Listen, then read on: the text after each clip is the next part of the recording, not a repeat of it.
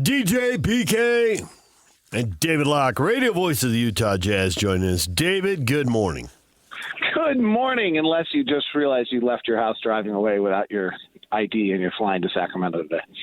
Glad I realized it now, so we'll circle back home while talking to you right now. How are you? Good. How far do you have to backtrack? Not very far. I just left the house. All right. Yeah. When you fly charter, do you have to go through the same thing with ID and all that stuff? I've never done it. There is a security. So I do need, I generally need my credit cards and my ID for a trip. But you also do, yes, you get checked going through some ID, metal detector. A version of TSA, yeah. The Utah Jazz, do they have something in Kyle Filipowski? What do you think? What do you see? And how much of whatever you think and whatever you see do you attribute to the fact that he wasn't a one and done in school? So I probably don't attribute it to the last part, but I do think they have something. I'm really impressed. And I was not, if I'm being completely transparent, I wasn't a huge fan out of the draft, but a lot of the question marks to what were questions and marks about him in the draft, he's answering those questions really, really well right now. So, the two questions out of the draft, 31% career three-point shooter, and I think a below 70% career free throw shooter, is maybe he's not really a stretch because he actually doesn't shoot it well enough to be a stretch player. And so, that's the first part. And then the second thing was, can he actually defend? Can he move well enough to defend if he's, is he a 4 or a 5? As a 5, there was a concern that he wasn't long enough to defend at the center position, probably legit. And then the second question was whether he could move his feet well enough on switching. Well, I thought he did a really solid job moving his feet on Luka last night. You're not going to stop Luka, but I thought he did a really good job on that. And then if you go back and look at the video of his shot in Vegas, it's a flat line drive shot, and the three-point line looks long and uncomfortable for him. And then you watch him now, it's a beautiful high-arching shot. He's been very intelligent about when to take shots and what positions he's putting himself into. And I really believe, small sample size, but from what I've seen so far, you have to believe he's going to be able to be a 36, 37, 38% three-point shooter. Well, that's really good. So, no, I think they have something. I think I don't know, everyone wants to comp him to Kelly Olynyk because he can pass. Kelly's pretty crafty. Same time, without being negative, Kelly's never played over 20 minutes a night on a good team. So do you have, on a good team, do you have a 20-minute-a-night rotation player, or do you have a 32-minute starter? I don't know, but I think you got one of them, and that's great for the 32nd pick of the draft. So, yeah, you got something. Yeah, I think it might be good for the 10th pick, too, if it's a little on the high end. Well, on this draft, it might actually be worthy of the second pick, maybe the first pick, the way these rookies are playing. This is the worst 10-game stretch by a rookie class to start an NBA season in the history of the league by a million miles. That's a lot of miles.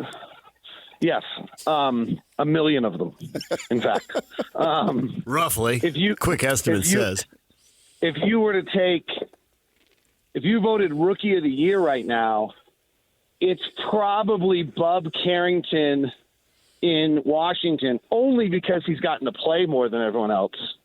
It should be Jalen Wells, second-round pick out of Washington State. And if you give Kyle another 10 games of this, he'd be 2 or 3 on the Rookie of the Year. It has been a really rough start for most of the rookies. We've seen it with Cody. He's having a really rough start. Yeah, so Ryan Dunn's got a little playing time down there in Phoenix. Yeah, and we'll see how, he actually hit the shots against us after being 2 for his last 13 from 3. So, Ryan Dunn, I think, on Filipowski, he's done a really good job. I think, two things that Will Hardy has said about him multiple times that I think are really relevant are, one, in contrast to Cody, he's just completely physically ready. And so, his body is ready. And so he's not undermanned, other than he doesn't have great reach, but that's never going to change. on a nightly basis playing these guys.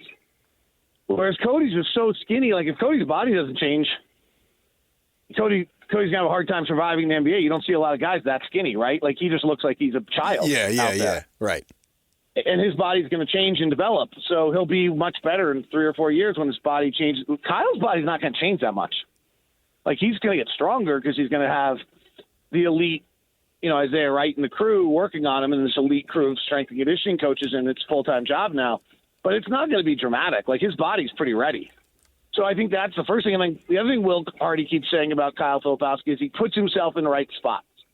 He just seems to understand when he can make a play and where he can make a play from at a very high level, and that's preventing him from getting himself in too much trouble.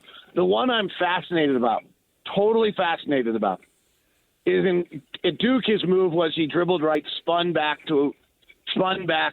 right, spun back left to get to the basket. Love that spin move in the lane.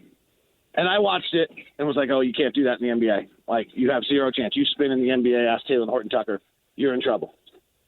And then I watched him against San Antonio, or maybe it was the game before, and he spun twice for baskets. And I was like, oh.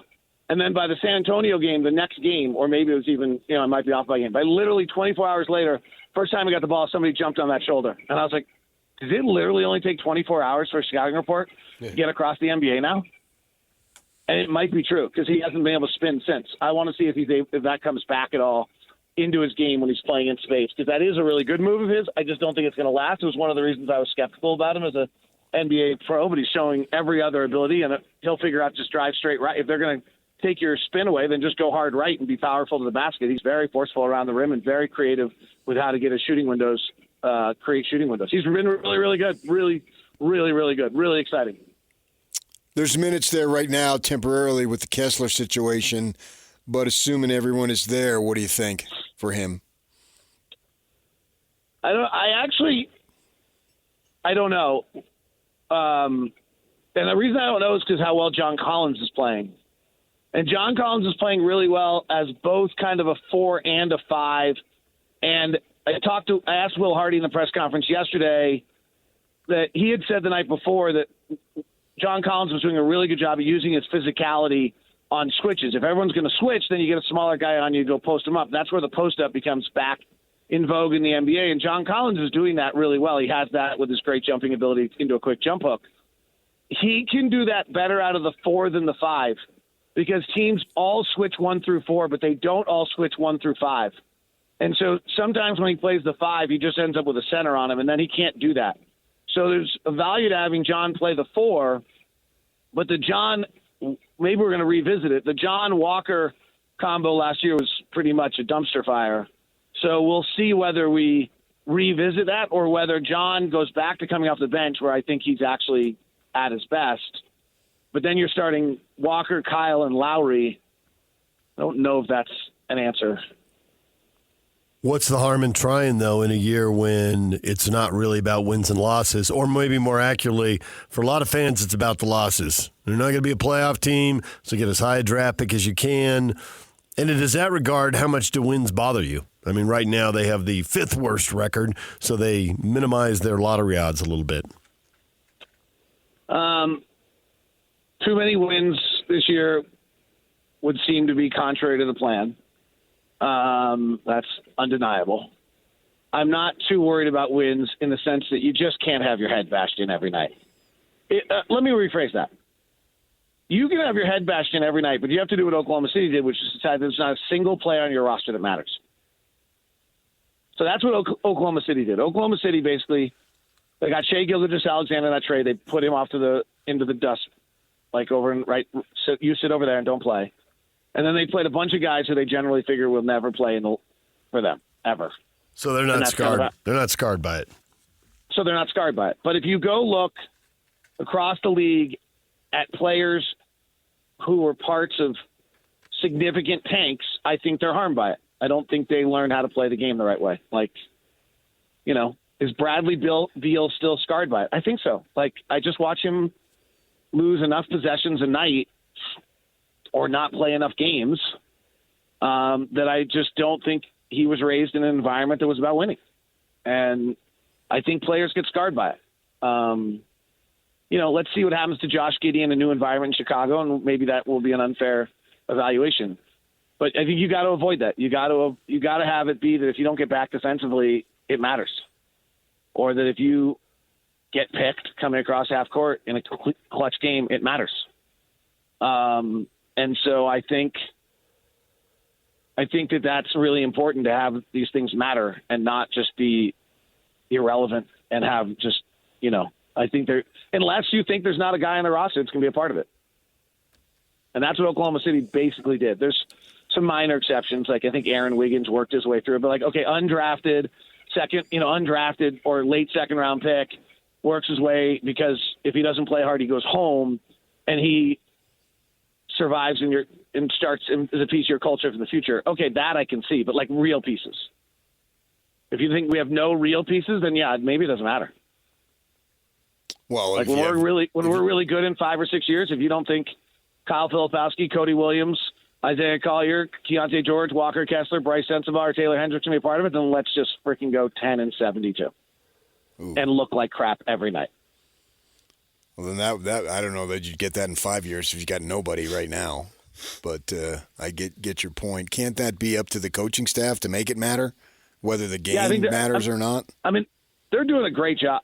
I admire this coaching staff. This is not easy, right? This is not easy they're paying a lot of money. Like, that's what the money's for.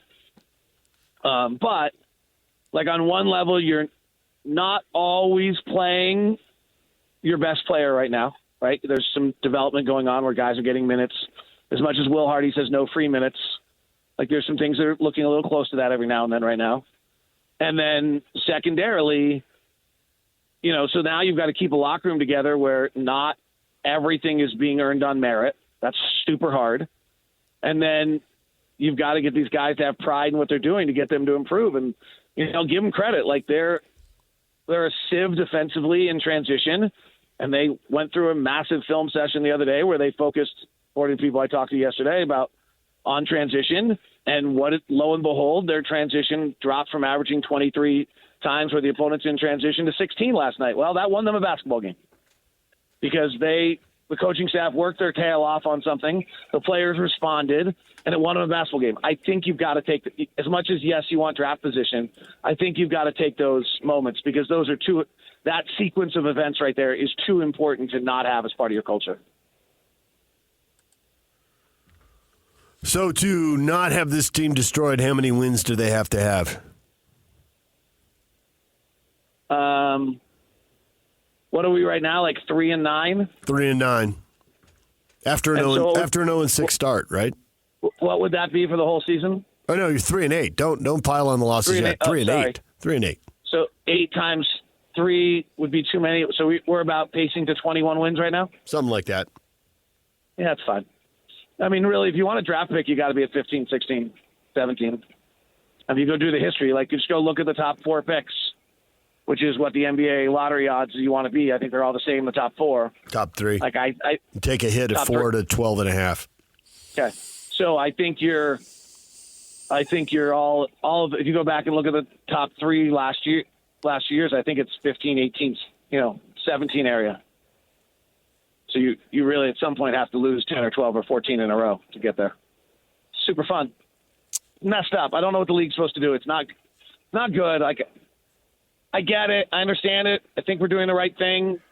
I think you're particularly doing the right thing when you have 7 players under the age of 23 to be able to develop, so you're not just rolling out there for no purpose. You actually are trying to see what pieces you have for the future. I think we're doing it right. And then the league rules set it up that, like, it's really what you're supposed to do.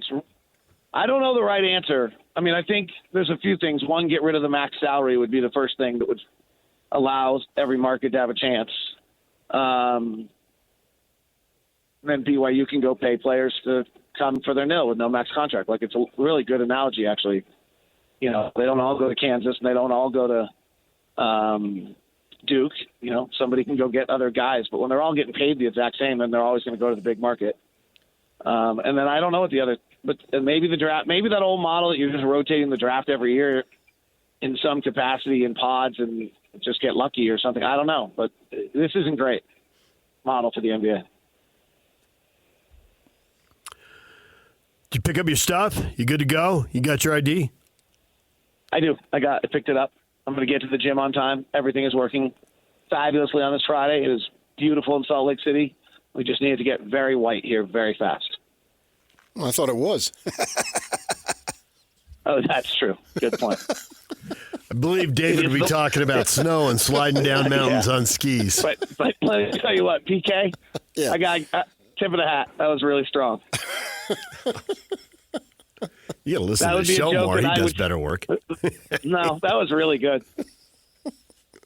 I love you, PK. You're the best. I miss you guys. We should go to lunch before it starts snowing. Once it starts snowing, I don't want to go to lunch with you. But before it starts snowing, we should go to lunch.